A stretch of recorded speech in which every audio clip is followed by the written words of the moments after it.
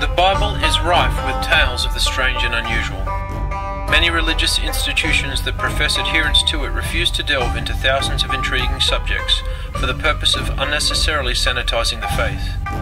This has robbed millions of people of valuable insights that could otherwise answer deep questions and subjects that would rekindle a global fascination for a book that has been largely abandoned by the majority of modern-day man.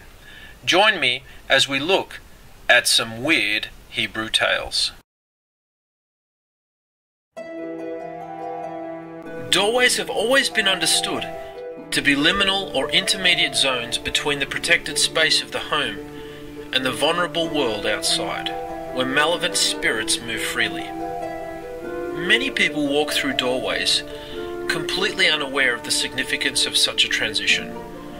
This significance was dealt with at the outset of Israel's development with the command to affix key passages of the Torah to the doorposts and gates of every Yisraelite home. The Hebrew word for doorpost is Mezuzah, and a practice arose in Israel based on a section of the Book of Deuteronomy to post the shortest, most critical summary of the Torah, found in Deuteronomy 6, 4 and 9, and Deuteronomy 11, 13 and 21, to the doorframes of every dwelling.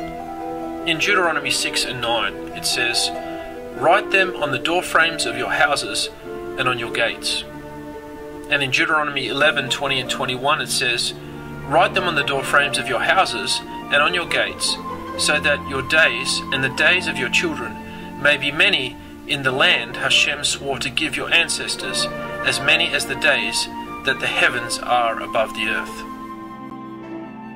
The fixing of these passages plays a critical role in keeping unwanted spirits out of the home. Unlike the pagan amulet, a Mezuzah has little or no power to do this without the home's occupants, or at least its owners, committing to observe all the relevant commands in the Torah. These objects comprise ornate containers that vary in design and size. They usually display a Hebrew letter called a shin. The letter shin represents the divine title of Hashem, Shaddai. Shaddai actually means master of demons. The Hebrew word for demon is shade. Try telling that to your Sunday school teacher the next time she sings El Shaddai and watch her face turn pale white. We must remember that Elohim is master of all, even the dark forces.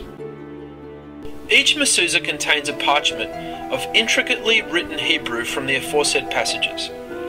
The scribe is trained over a number of years to fashion the hide used as the parchment, the quill, and even the ink used to write on it. He is trained in the meanings of each letter and word of the passages, and he has to concentrate on every stroke. So at this point you might be wondering why we don't see these objects ever get mentioned in so-called ghost hunting programs. Well, in recent years, investigating hauntings and ghost huntings has become an industry, spawning thousands of groups supposedly dedicated to finding proof of paranormal activity and ridding clients experiencing detrimental supernatural phenomenon. On the back of this, the industry has become a significant player in the realm of entertainment. Shows vary in subject matter and execution, some employing a respectful attitude towards the phenomenon, and others resorting to taunting and ridicule of supposed spiritual entities in various locations.